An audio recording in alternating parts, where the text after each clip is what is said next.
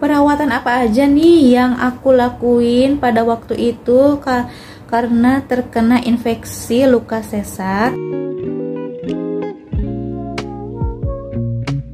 Assalamualaikum, Masya Allah, Sampurasun. Hai, jumpa lagi dengan channel Ayu Said Family. Apa kabar semuanya? Semoga selalu dalam keadaan sehat, bahagia, dan diberkahi rezeki yang berlimpah ya. Senang banget hari ini aku masih bisa menyapa teman-teman semuanya. Dan buat teman-teman yang baru bergabung, selamat datang. Jangan lupa tekan subscribe-nya dan nyalakan notifikasinya. Sebelum ke pembahasan, aku senang banget buat ngajakin teman-teman semua buat beres-beres rumah, apalagi cuci piring. Karena cuci piring itu katanya bakalan mengurangi stres ya. Di sini juga aku beres-beres dulu mainan anak-anak sebelum tidur, jadi nanti pagi udah beres lagi. Gimana nih teman-teman, udah siap buat sharing pembahasannya? Jangan lama-lama, ayo kita ke kamar. Hai Mama, apa kabarnya nih? Maaf banget ya udah lama di videoku itu udah enggak bahas lagi tentang operasi sesar karena sibuk dengan jualan onlineku juga. Kali ini aku mau sharing cara merawat infeksi luka sesarnya dan juga bakalan menjawab pertanyaan-pertanyaan dari komentar teman-teman semua di video sebelumnya. Perawatan apa aja nih yang aku lakuin pada waktu itu karena terkena infeksi luka sesar. Yang pertama itu karena udah konsultasi ke dokter yang menangani operasi kita, dikasih obat. Obatnya cuma 2 ya Ma, antibiotik sama obat nyeri aja. Antibiotiknya itu harus dihabiskan, dan obatnya nyerinya itu kalau misalkan udah enggak nyeri nggak usah dilanjut, tapi kalau masih nyeri boleh dihabiskan. Ada yang nanya nih, di cover sama BPJS nggak atau asuransi? Kebetulan waktu itu aku pakai BPJS. Kalau konsultasinya itu di cover sama BPJS, tapi kalau obatnya itu nggak di cover sama BPJS karena kata dokternya ada juga obat yang dari BPJS atau organik, cuman penyembuhannya itu nggak bakalan cepet. Terus kalau misalkan obatnya udah habis, itu bisa jadi si infeksi luka sesarnya itu bakalan timbul lagi. Nah, jadi si dokter objin aku itu ngasih saran lebih baik beli obat yang paten, meskipun harganya lumayan mahal ya Ma.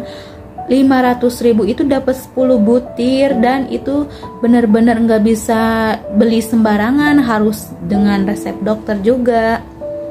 Menjawab pertanyaan, Mbak, gimana nih, habis obat langsung sembuh atau gimana? Kalau saya sih alhamdulillah, sebelum obat antibiotik itu habis, si luka sesarnya juga udah mulai mengempes, udah nggak kerasa sakit, udah nggak demam. Tapi dikarenakan si obat antibiotik itu harus habis, ya mau nggak mau harus dihabiskan dulu.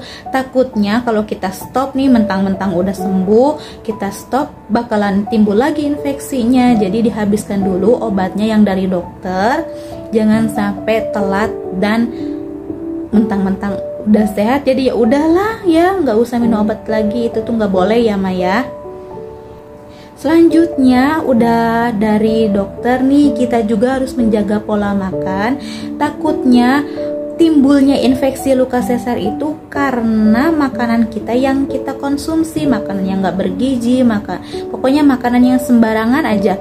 Jadi pola makan aku tuh dirubah lagi nih, jadi bergizi lagi, jadi pilih-pilih makanan lagi. Ya buat siapa lagi? Buat kesehatan kita kan ya. Takutnya nih ya, infeksi luka sesarnya itu malah berkembang karena kita makan yang sembarangan dan akhirnya bernanah, berdarah juga. Wah, jangan sampai gitu ya. Terus aku konsumsinya itu telur rebus lagi nih Ma.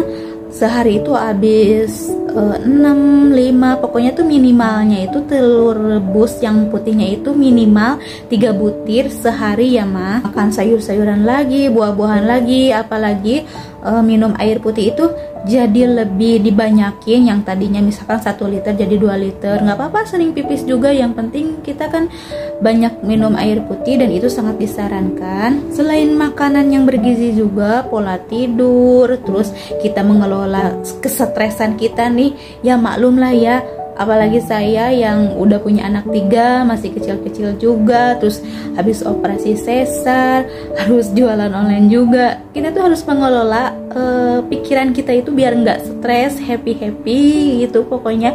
Soalnya stres itu mempengaruhi keadaan kita saat ini. Kalau misalkan kita makin stres, ya penyakit yang dari dalamnya juga makin berkembang. Terus selanjutnya, cintai diri kita sendiri dengan cara semangat kita bisa hidup dengan bahagia, semangat kita bisa sehat lagi, semangat dengan melihat anak-anak kita yang tumbuh sehat, semangat juga sama pasangan kita yang selalu mendukung kita, sama keluarga kita. Pokoknya keep spirit deh mah pokoknya ya, jangan sampai menyerah dan mengeluh terus, oke?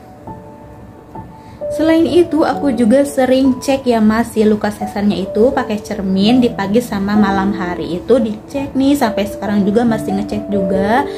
Dicek pagi-pagi di kaca ini si luka sesarnya, apakah ada perubahan ataukah ada luka yang lain. Jadi takutnya setelah sembuh infeksi luka sesarnya ada luka yang lainnya lagi. Jadi jangan sampai kita ya udahlah nggak dicek lagi karena udah sembuh. Jadi kita tuh apa ya disebutnya hare-hare, apa ya kalau hare-hare bahasa Indonesianya itu biarin aja lah gitu.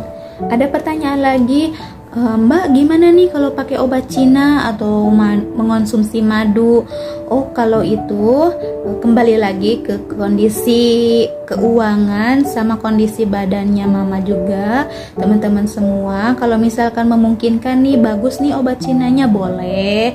Kalau misalkan obat pakai madu boleh, apapun itu juga, mau herbal mau dari dokter juga boleh banget. Tapi kalau pribadi saya itu dari lahiran operasi sesar yang pertama sampai ketiga itu tidak mengonsumsi obat-obatan seperti itu. Mungkin karena tidak terbiasa dan tidak direkomendasikan sama orang-orang terdekat aja. Kita carinya yang herbal, makanan yang bergizi. Yang herbal ini contohnya ya madu, kurma dan sebagainya. Tapi tidak menuntut kemungkinan mengonsumsi obat Cina juga akan sembuh, karena banyak juga teman-teman di luaran sana yang telah operasi sesar atau terkena infeksi luka sesar setelah mengonsumsi obat Cina itu sembuh, alhamdulillah. Jadi bagaimana cocok-cocokannya aja.